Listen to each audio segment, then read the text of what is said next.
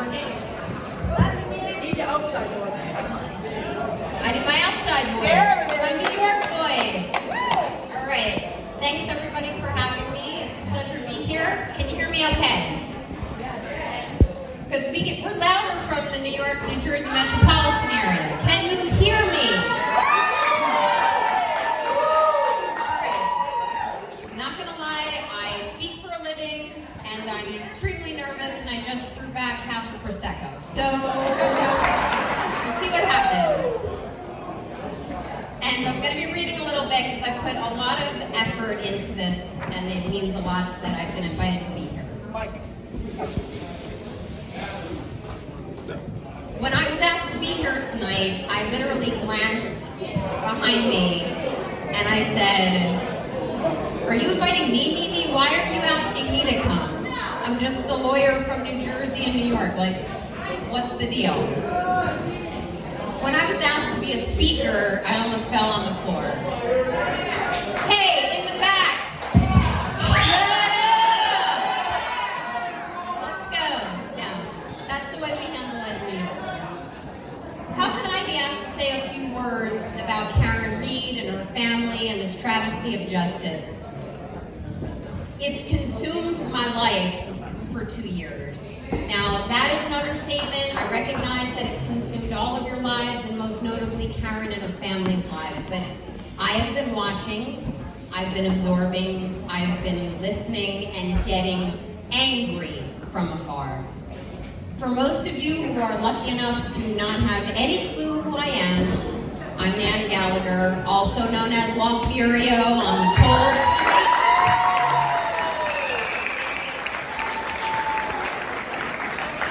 On the cold, dark streets of social media. If you don't follow me, it's probably a good thing, because I can be a little brash, I can be a little blunt, but I call it when I see it, and I'm not afraid to call bullshit, and I call bullshit.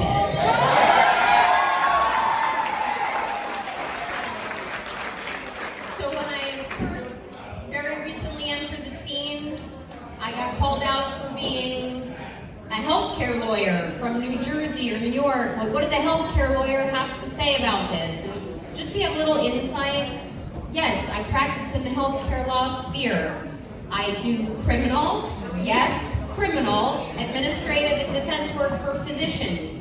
I could tell you stories and stories about how doctors get themselves in trouble before the staties and the feds, but there's not enough time tonight because we're on a little time crunch.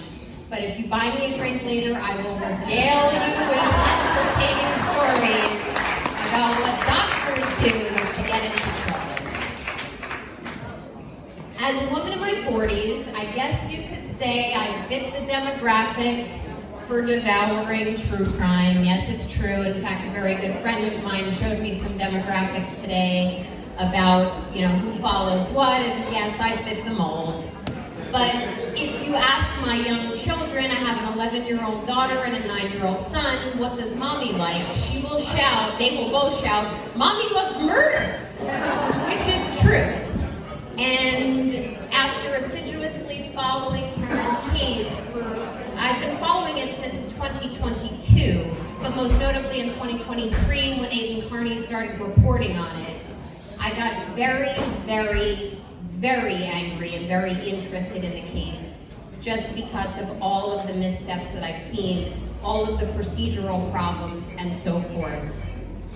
I decided to use my voice and experience to start speaking up. In fact, another friend of mine reminded me a short while ago, another content creator, that I had reached out to him a year ago, June, saying, "Hey, I might have a few things to say about this case if you want to reach out to me." And using my experience and my voice, I was, I guess, noticed. And I feel very honored about that, but at the same time, I take it as a huge responsibility, and I want to do Karen and her family and her attorneys justice when I do that. So I give my rather blunt and my rather brash editorializing of the case, the corruption, the most quintessential sham prosecution that I have ever fucking seen in my life.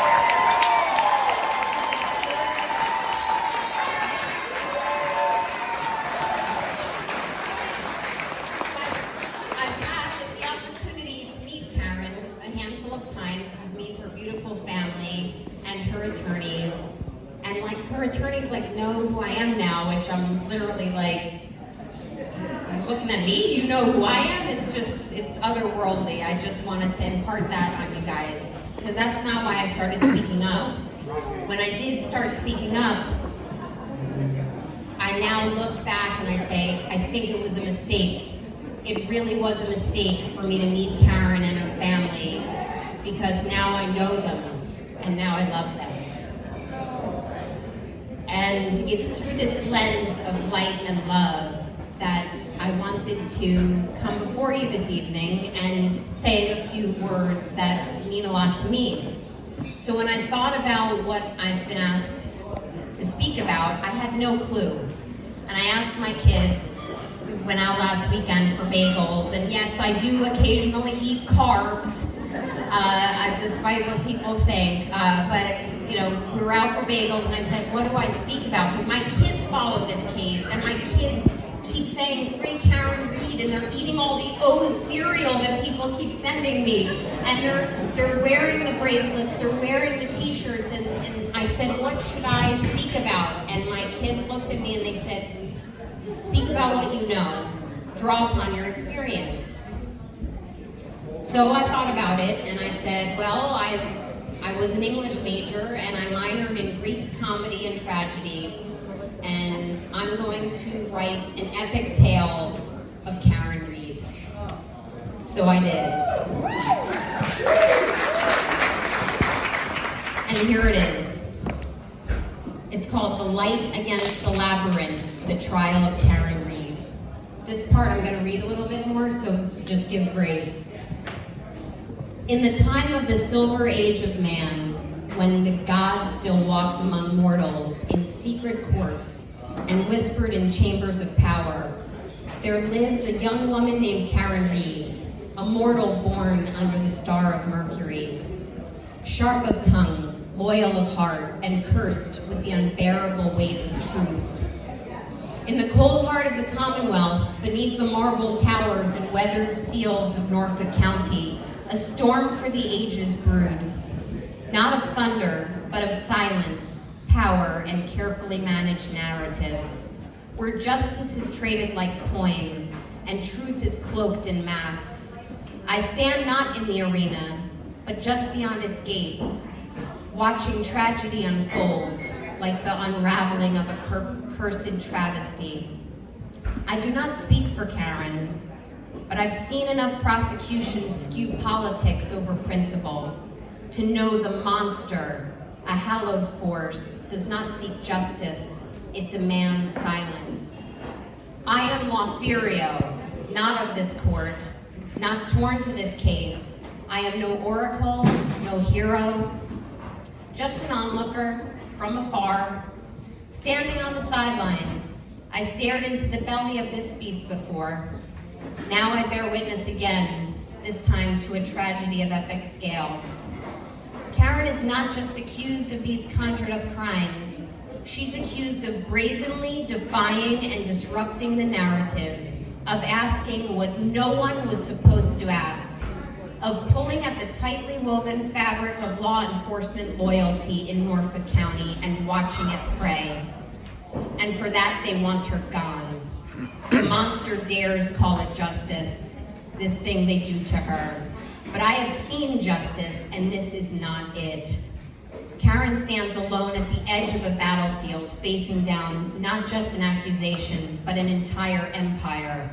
For what looms before her is no mere jury, but the armored colossus of law enforcement, a far and devious-reaching family network, and an entire system.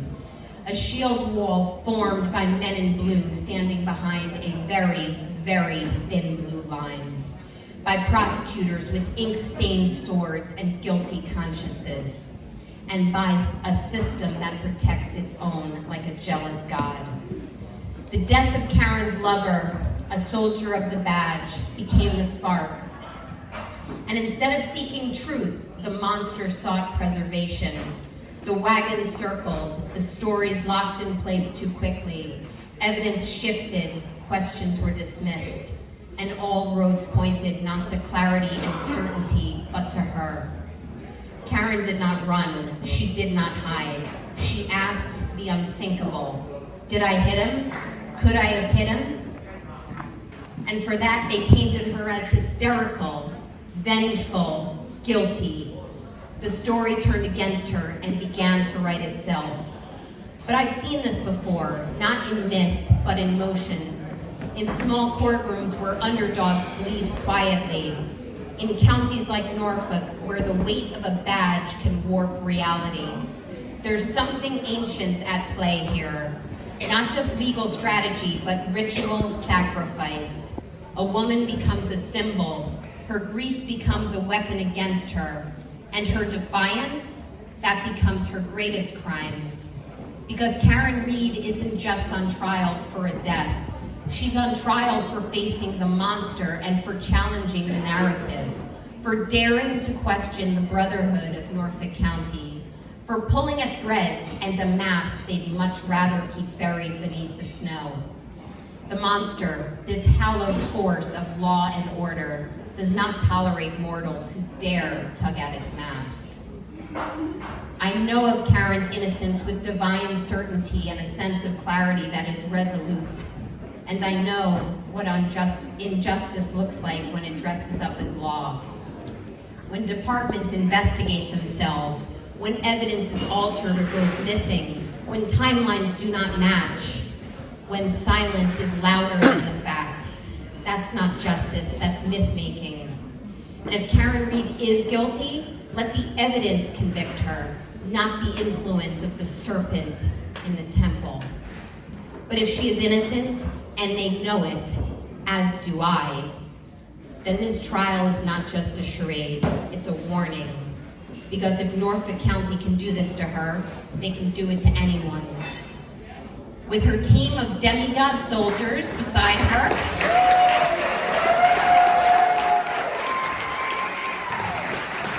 yes, you all to me are demigods. I very much have appreciated an opportunity to shake your hands. Her demigod soldiers beside her. Karen is armed for this fight, and they are not behind her, they are beside her. Alan Jackson, the seasoned tactician with biting wits.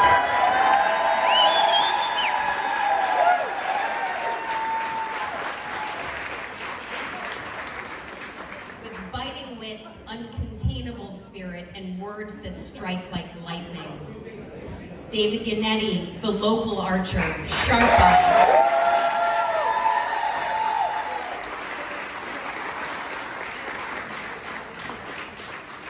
The local archer, sharp-eyed, unyielding, relentless in pursuit and defense of moral certainty. Robert Alessi, the marksman from New York.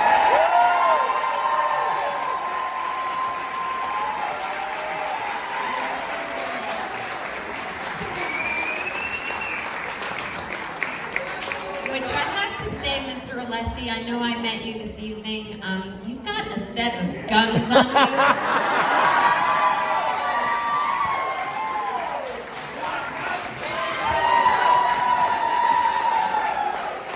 I think it's a New York thing, but I'm very impressed.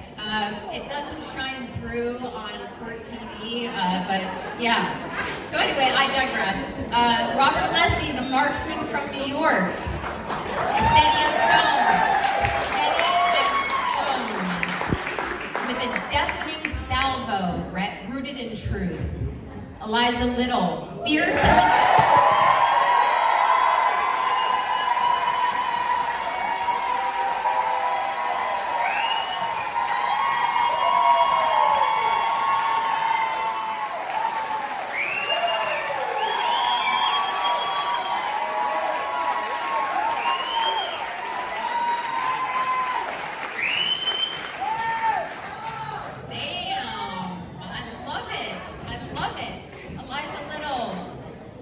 fierce and meticulous, coming into her own and cutting through deception like a blade. And Victoria George, the newest combatant.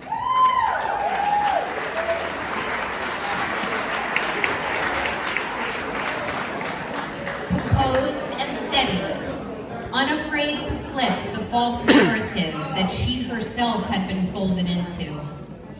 As for Lothario, I watch, I speak, I write. I keep showing up, and I ask that you do the same.